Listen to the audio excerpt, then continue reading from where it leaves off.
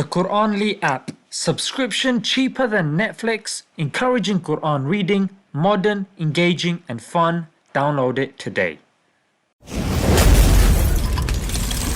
الله to Jannah.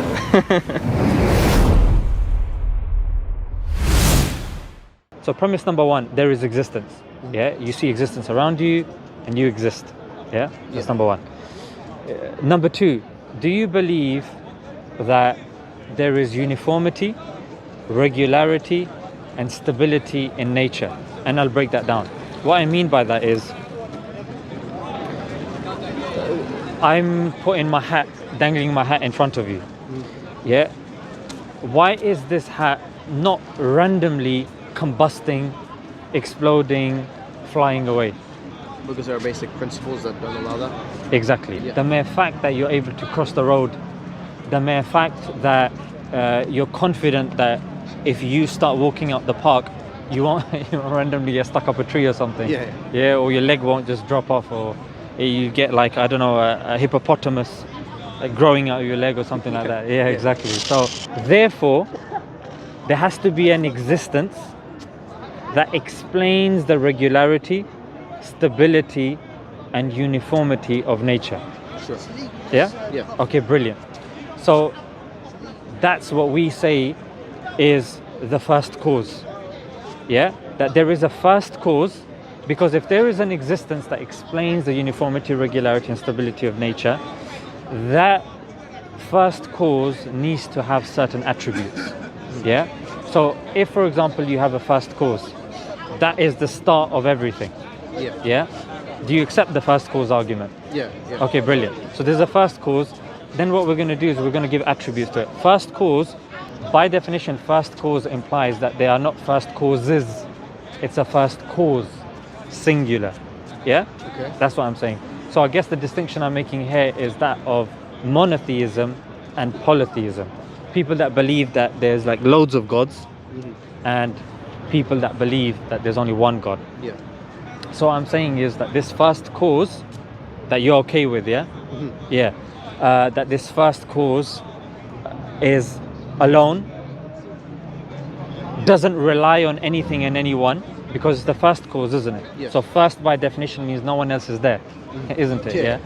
So it's by itself, it's self-sufficient, relies on itself, and then what comes afterwards relies on the first cause. Yeah?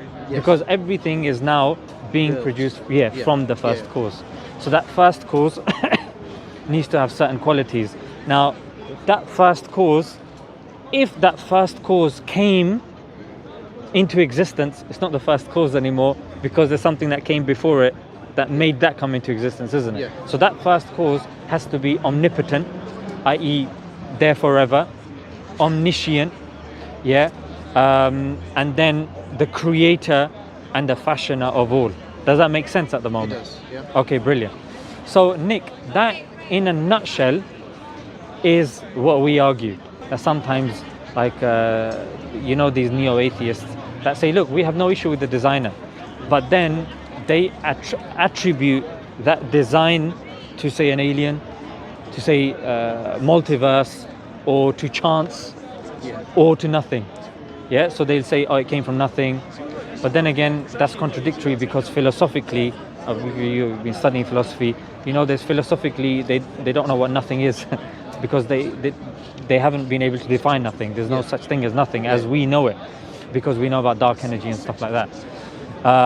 And then when you say stuff like, oh, multiverse, well, there's no real evidence for multiverse. There's nothing. I mean, they tried with string theory, that fell on his face. They tried with M theory, that died with Stephen Hawking. He took it with him into the grave. So so that's what we're saying in essence, that we have a first cause. That first cause has attributes, and those attributes are best explained via Islam. You've got the likes of Hinduism, which will explain that there are a multitude of gods. You have one God of this aspect of life, one God of death, you have one God of this and one God of that. And logically speaking, That doesn't really make no sense. Brilliant, excellent. Does it make sense to you that, okay, there's a first cause, that first cause has attributes, and it makes sense that there's one God and not a multiplicity of gods. Yeah, I understand. Yeah. Excellent, brilliant.